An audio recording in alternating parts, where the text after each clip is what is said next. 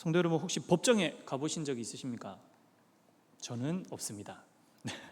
단지 뉴스나 드라마에서 나오는 그 장면만 봤을 뿐이고요. 사실 평범하게 살아가는 일반인들에게 있어서 재판 받는 일이 드물기 때문에 저처럼 그렇게 법정에 가보지 못한 분들이 더 많을 거라 예상됩니다.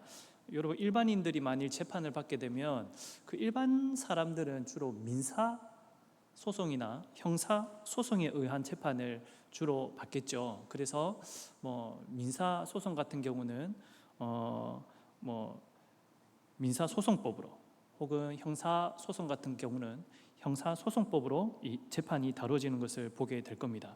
여러분, 법정에서 재판장이 재판을 할 때 범죄에 대한 그 경중을 따질 때 무엇으로, 어떤 기준으로 재판을 하냐면 법으로 하죠. 그죠? 법으로 하죠. 여러분, 우리나라가 법치국가이기 때문에 너무나도 당연한 얘기지만 법정에서 재판장은 법을 가지고 이 사람의 옳고 그름을, 그리고 범죄의 경중을 이제 분별하고 따집니다. 여러분, 그렇다면 하나님께서는요, 심판하실 때 어떤 기준으로 그 판결을 내리실까요? 잘 여러분들의 머릿속에 있는 바로 그겁니다. 네, 율법입니다. 율법.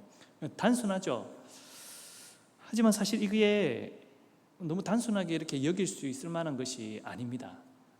사도 바울이 본문에서 그 율법을 하나님의 심판과 이렇게 연결시키고 있지 않습니까? 거기에 대한 분명한 이유가 있습니다. 그래서 오늘은 제 설교를 여기에 초점을 맞춰서 말씀을 살펴보고자 하는데요. 본문의 말씀으로 하나님의 심판과 율법의 관계성을 잘 헤아릴 수 있는 우리 모두가 되었으면 좋겠습니다. 우선 우리가 알아야 될 것은 율법에 대한 부분인데, 여러분, 율법이 뭘까요? 율법. 여러분, 하나님께서는 그 출애굽한 이스라엘 백성들에게 이제 그들이 시내산에 도착하자 그들과 언약을 맺으시면서 그들이 자신의 삶 가운데 지켜야 할 법을 알려주셨는데, 친히 하나님께서 알려주셨죠. 그것을 율법이라고 합니다. 즉, 율법이란 쉽게 말해서 하나님의 법이죠. 하나님께서 그의 백성들에게 말씀하신 지켜야 할 법. 여러분, 여기서 우리가 주의해서 생각해야 할 것은 이겁니다. 이렇게 오해하시는 분들도 계시니까 말씀드리는 건데요. 율법은요, 그 구원의 수단을 위해 주신 것이 아닙니다. 그러니까 너희가 이 율법을 잘 지키면 내가 너희를 구원해 줄게, 이런 의미를 담아서 하나님이 주신 것이 아니다라는 것입니다. 하나님께서는 시내산에서 율법을 주시기 전에 이미 이스라엘 백성을 애굽에서 구원해 내셨지 않습니까? 사실은 출애굽의 사건이 사실 우리가 이 시대를 살아가는 우리 성도들의 그 삶의 그림자가 되어지거든요. 이미 하나님께서는 선민 이스라엘을 애굽에서 이미 구원해 주셨습니다. 구원해낸 그 이스라엘 백성들에게 하나님께서는 그들이 하나님 앞에서 지켜야 할 삶의 원리로서, 그리고 삶의 규칙으로서 이 율법을 주신 것입니다. 제사법도 있고요, 생활하면서 어떻게 살아야 되는지에 대한 관계적인 면에서의 법들도 있습니다. 그러니 이 율법은 구원받은 자들에게 주어진 하나님의 법입니다. 구원받은 자들에게 주어진 하나님의 질서인 것이죠. 더 나아가 이것이 하나님과의 관계 설정이 이루어집니다. 즉, 하나님이 왕이시며 나는 그분의 백성입니다 라는 그런 관계가 형성되어지는 것이 바로 이 율법을 주신 자와 또 그것을 받은 자의 관계성이 그렇게 형성된다라는 것이죠. 여러분, 우리 인간이요, 아담이 타락한 이후에 하나님을 아는 지혜에 있어서 굉장히 무뎌졌습니다. 그리고 인간다운 도덕성이 굉장히 흐려졌습니다. 하나님의 뜻과 진리를 명확하게 알 수 없게 되어진 것이죠. 타락한 이후에 모든 인류는 그렇게 됐습니다. 제가 작년 9월에 제가 조사해보니까 작년 9월에 제가 주일 설교를 했던 적이 있습니다. 단 한 번. 기억은 잘 안 나시겠지만 그때 제가 이런 내용으로 여러분들께 언급했던 적이 있습니다. 뭐냐면, 아담이요, 그 선악과를 먹음으로써 성경에는 선악을 알게 되었다라는 표현이 있거든요. 그 선악을 알게 되었다라는 것이 무슨 의미냐면 본래 선과 악을 나누는 기준이 하나님이셨는데 그 선악과를 먹음으로써 아담 자신이 선과 악을 알게 되어 그 선과 악을 나누는 기준을 자기 자신으로 삼았다, 이것을 말씀드렸습니다. 그러니 자신이 발가벗은 것을 부끄러워하죠. 그리고 하나님과 대면하는 것을 피해 다녔습니다. 여러분, 원래라면 그가 벗은 것은 부끄러운 것이 아니었고 그가 하나님을 대면하는 것은 가장 큰 기쁨이었는데 그것이 무너졌던 것이죠. 타락하여 선과 악, 의와 불의, 이것을 판단하는 기준이 굉장히 모호해진, 그리고 약해진 사람들에게 분명하고도 확실한 삶의 기준을 하나님께서 알려주신 것이 바로 이 율법이다라는 것입니다. 이 율법을 히브리어로 토라라고 하는데요, 유대인들은 이 토라를 모세오경으로 받아들였었습니다. 그러니까 창세기, 출애굽기, 레위기, 민수기, 신명기까지 해서 모세오경인데 이것을 토라라고 하면서 이 유대인들에게는 이 모세오경을 율법으로 받아들이고 그 율법의 핵심 내용은 어떻게 보면 핵심적으로 축약한 내용은 여러분들이 잘 아시는 십계명이라 할 수 있는 것이죠. 여러분, 우리에게 적용하자면 우리에게는 이 하나님께서 주신 성경 말씀이 우리에게는 율법이 되며 이 말씀으로 우리는 내 삶의 원리를 삼아야 되고 내 삶의 지침으로 삼아 이 말씀대로 실천해야 하는 것입니다. 여러분, 이렇게 설명드리자면 아마 이렇게 의문이 드시는 분이 계실지 몰라서 제가 미리 이제 말씀드립니다. 그럼 하나님의 심판은 율법을 기준으로 판결하신다고 서두에서 말씀하셨지 않습니까, 목사님? 그러니 율법을 받지 않는 자들은 어떻게 됩니까? 하나님의 백성이 아닌 자들은 어떻게 되나요? 그러면 그들은 하나님의 심판에서 제외가 되는 것 아닙니까? 마치 그 치외법권처럼 하나님의 백성이 아니니까 하나님의 법을 따라 그를 심판하는 것은 온당하지 못하니 율법을 기준으로 판결하신다면 율법을 가지지 않은 자에게, 율법을 알지 못하는 자에게 심판하시는 것은 잘못된 것이 아닐까요? 아니죠. 잘못된 것이 아닙니다. 여러분, 모든 인류는 하나님의 심판의 대상입니다. 하나님 나라 백성들과 그렇지 않은 자들로 세상은 분명히 구분되지만 모든 인류는 하나님의 심판의 대상입니다. 이와 관련된 내용을 지금 사도 바울이 오늘 본문에서 하고 있는 것이죠. 오늘 본문 12절을 보십시오. 12절을 보시면 두 부류의 사람이 언급되고 있지 않습니까? 한 부류는요, 율법 없이 범죄한 자들이고요, 또 다른 부류는요, 율법이 있고 범죄한 자들입니다. 여러분, 먼저 율법 없이 범죄한 자 누구겠습니까? 14절에 보시면 율법 없이 범죄한 자가 이방인이다 표현되어 있습니다. 여러분, 잘 생각해 보시면 이방인들에게 율법이 주어지지 않았습니다. 그들 중에는 율법을 모르는 자도 분명히 있었을 것입니다. 여러분, 이 율법을 알지도 못하는데 왜 하나님께서는 그들을 심판해서 멸망시키시는 것입니까? 어떻게 보면 이 인간들의 입장에서는 너무 부당한 일이며 잘못된 일인 것 같지 않습니까? 하지만 그 이유가 오늘 본문 14절과 15절에 기록이 되어 있습니다. 여러분, 14절을 보시면 율법 없는 이방인이 본성으로 율법의 일을 행한다라고 말씀합니다. 제가 이전에 로마서 1장 19절 말씀을 설교하면서 언급했던 내용이 이와 비슷한 내용인데요, 로마서 1장 19절을 보시면 하나님을 알만한 것이 그들 속에 보임이라 라는 말씀이 있죠. 하나님을 알만한 것이 사실은 사람에게 내재되어 있다라는 겁니다. 무슨 말이냐면, 여러분, 인간은요, 다른 피조물들과 가장 크게 다른 점이 무엇입니까? 말을 할 수 있다라는 겁니까? 아닙니다. 하나님의 형상대로 지음 받았다라는 것입니다. 하나님의 형상대로 지음 받은 존재인데 그 인간이 범죄에서 타락하죠. 사람이 타락하니 그는 너무나 부패하였고 죄로 오염되었습니다. 근데 여러분, 그렇다고 해서 사람이 하나님의 형상을 완전히 잃어버리고 짐승처럼 된 것입니까? 아니지 않습니까? 여러분, 하나님의 형상이 아주 크게 훼손은 되었지만 여러분, 인류는 여전히 하나님의 형상입니다.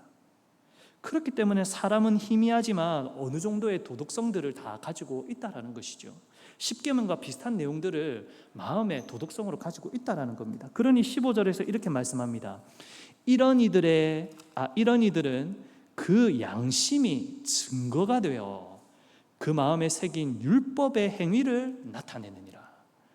여러분, 예를 들면 어떤 사람이 죄를 지으려고 하면 그 마음속에 자기 양심이 고발을 하죠. 너 그거 하면 안 돼. 그거 죄 짓는 거야. 그거 하면 나쁜 짓이야. 뭐 이렇게 고발을 하죠. 내 양심이. 그런가 하면 한편으로는 그 양심이 변명도 하지 않습니까? 변명도 하지 않습니까? 아이, 그 정도는 괜찮아. 에이, 너만 하는 거 아니잖아. 뭐 남들도 다 하는데 뭐. 아이, 큰 피해를 주는 게 아니니까 그 정도는 괜찮아. 그런 변명도 하다라는 것이죠. 내 양심이 때로는 고발하지만 때로는 변명도 하더라는 것입니다. 여러분, 이것으로 알 수 있는 것이 이방인들은 기록된 율법처럼 완전한 도덕률을 가지고 있지는 않지만 여전히 그들의 안에는, 내면에는 선악을 구별할 수 있는 어느 정도의 능력이 남겨져 있다라는 것이죠. 여러분, 예수 안 믿는 사람들도 부모 공경할 줄 압니다. 예수 안 믿는 사람들도 살인하지 않으려고 하고 도덕질하지 않으려고 하고 거짓말하지 않으려고 합니다. 그것이 나쁜 것인 줄 알고. 여러분, 불교 가르침 중에 삼위 십계가 있습니다. 불교에도 십계명이 있습니다. 출가는 했지만 아직 스님이 되지 않은 남자 수도승을 삼위라고 한다고 하래요. 그 삼위들이 지켜야 할 10가지 계명입니다. 그냥 재미삼아 한번 들어보십시오. 1. 살아있는 것을 죽이지 말라. 2. 훔치지 말라. 3. 음행하지 말라. 4. 거짓말하지 말라. 십계명과 비슷하지 않습니까? 그죠? 5. 술 마시지 말라. 6. 향유를 바르거나 머리를 꾸미지 말라. 머리가 없죠. 그래서 7. 노래하고 춤추는 것을 보지도 듣지도 말라. 8. 높고 넓은 큰 평상에 앉지 말라. 9. 때가 아니면 먹지 말라. 10. 금은보화를 지니지 말라. 제가 위키백과에서 본 걸로 여러분들께 재미삼아 말씀드렸습니다. 여러분, 이러한 것들도 보면 이방인들도요, 아직 그들의 양심에 하나님의 법을 어느 정도 알고 있다라는 것을 우리가 알 수 있는 대목이지 않습니까? 여러분, 그러므로 이방인들도요, 자신들에게 율법이 아예 없었다라고 핑계치 못하는 것입니다. 혹시나 성도님들 주변에 나는 교회 안 다니니 하나님의 법, 성경 나랑 무관하니까 말도 꺼내지 마. 나는 환생할 거야.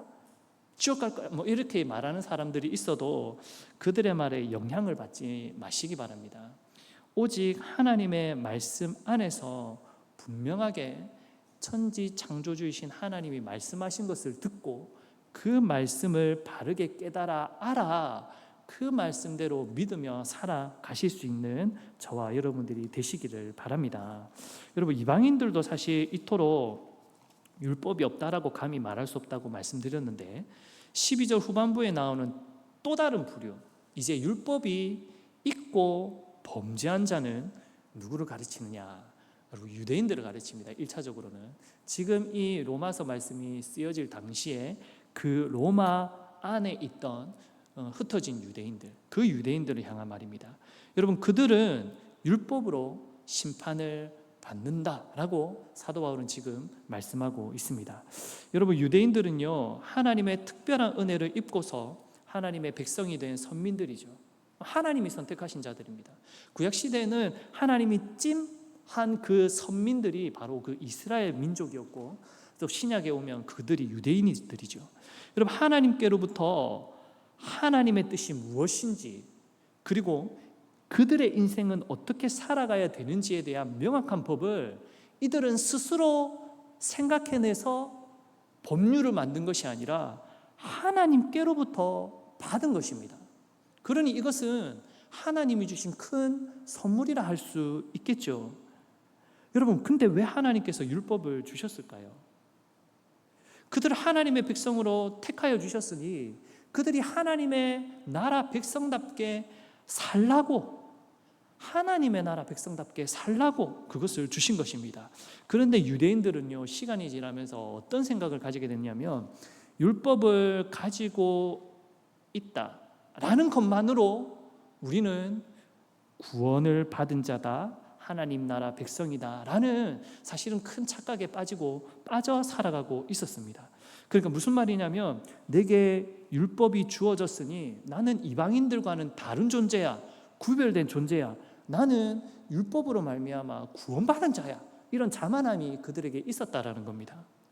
여러분, 율법을 실질적으로 삶의 현장에서 실천하지는 못한 채 마치 그것을 가지고만 있으면 선민으로서 온전히 끝까지 갈 줄 믿었던 그들, 하나님의 복을 받을 거라 믿었던 그들을 지금 사도 바울은 말씀을 통하여 그들에게 그것이 아니다 라고 지적하고 있는 것이죠.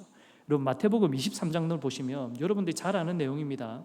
예수님께서 율법을 지키지 않는 사두개인과 바리새인들에게 이런 말을 이렇게 질책하셨습니다.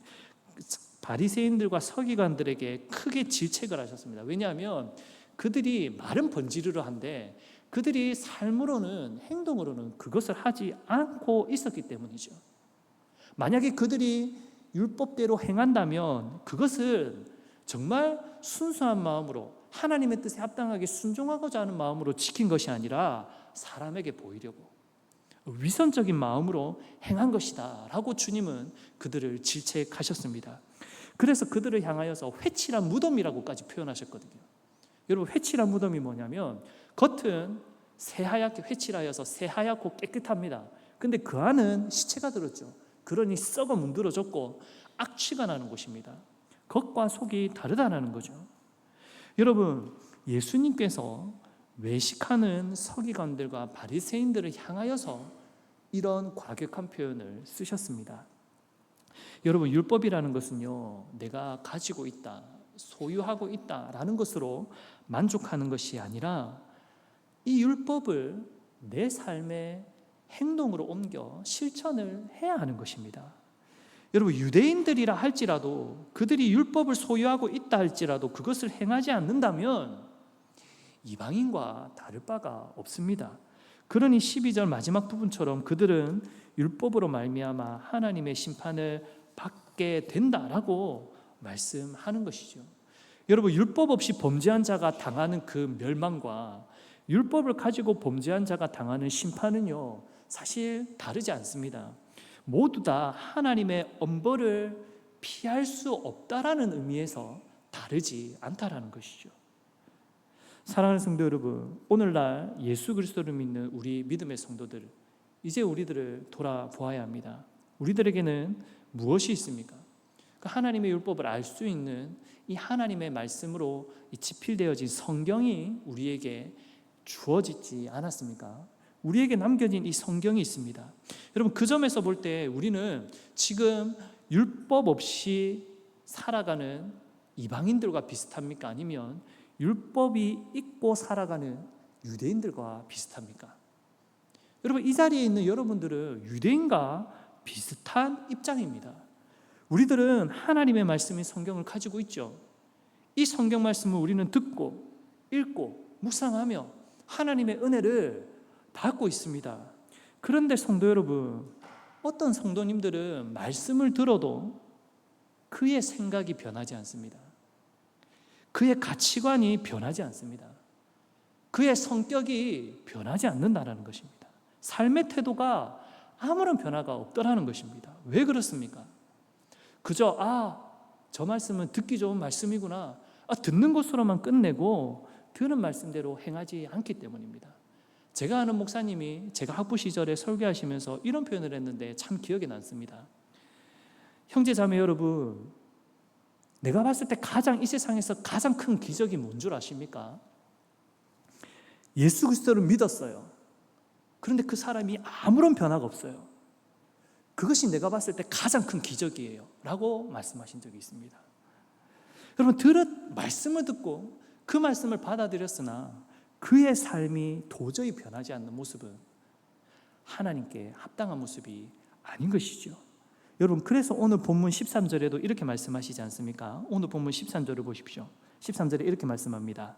하나님 앞에서는 율법을 듣는 자가 의인이 아니요 오직 율법을 행하는 자라야 의롭다 하심을 얻으리니 라고 말씀합니다. 여러분, 마태복음 7장 26절에서 예수님께서 이렇게 말씀하십니다. 나의 이 말을 듣고 행하지 아니하는 자는 그 집을 모래 위에 지은 어리석은 사람과 같도다. 야고보서 2장 26절에서는 이렇게 말씀합니다. 영혼 없는 몸이 죽은 것 같이 행함이 없는 믿음은 죽은 것이니라. 여러분, 지난번 제 수요 설교회 때 로마서 2장 6절을 설명하면서 여러분, 우리의 행함이 법정에서 따지면 증거가 된다라고 말씀드렸습니다. 그 행한 대로 보응하시는 하나님께서 그 심판의 현장에서 율법을 기준 삼아 우리의 행위를 증거로 보고 그것으로 말미암아 우리를 심판하신다라는 것이죠. 여기에 계신 모든 성도님들은 하나님의 말씀을 가진 것만으로, 내게 이 성경이 내 두 손에 쥐어져 있다라는 것만으로 내가 교회에서 설교를 듣는 자다, 주일 예배 참석하는 자다라는 것만으로 만족하지 마시기 바랍니다. 내 삶을 치셔야 합니다. 내 삶을 변화시키셔야 합니다. 하나님의 말씀대로 살아내기 위하여, 하나님의 말씀대로 행동하기 위하여, 하나님의 말씀대로 실천하기 위하여 나를 쳐야 합니다. 그러한 믿음의 성도님들이 다 되셔서 하나님께서 심판하시는 바로 그날 멸망당하는 자가 아니라 하나님께 복을 받아 누리는 믿음의 성도님들이 다 되시기를 주님의 이름으로 간절히 소망합니다. 우리 함께 기도하며 나아갔으면 좋겠습니다. 우리